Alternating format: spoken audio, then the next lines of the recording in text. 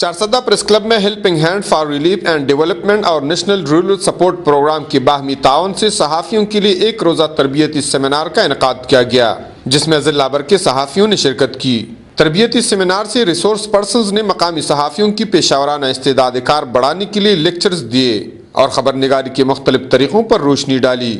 اس موقع پر D C O Charsadda Ajmal Khan نے مہمان خصوصی اور ای D O health doctor Fazal اکبر نے گیسٹ آف آنر کی حیثیت سے سیمینار میں شرکت کی۔ اختتامی تقریب سے خطاب کرتے ہوئے ڈی سی او چارسدہ نے کہا کہ ملک کو قوم کی ترقی میں معیاری صحافت کا کردار مسلمہ ہے۔ صحافیوں کی پیشہ ورانہ استعداد کار بڑھانا احسن اقدام ہے۔ جبکہ سیمینار کی اختتامی تقریب کی صدارت helping hand for relief and development کی کنٹری ڈائریکٹر فضل الرحمان نے کی۔ انہوں نے کہا کہ ہیلپنگ ہینڈ مستقبل میں بھی صحافیوں کے لیے تربیتی سیمینار منعقد کرے گی۔ میڈیا ریاست کا چوتھا ستون ہے اور اگر صحافی اپنی ذمہ داری ایمانداری سے نبھائے تو عوام کو درپیش مسائل بڑی حد تک حل ہو سکتے ہیں۔ D C O Charsadda Ajmal Khan, E D O health doctor Fazal Akbar اور helping hand for relief and development کی کنٹری ڈائریکٹر فضل الرحمان نے سیمینار میں شرکت کرنے والی صحافیوں کو سرٹیفکیٹس دیے۔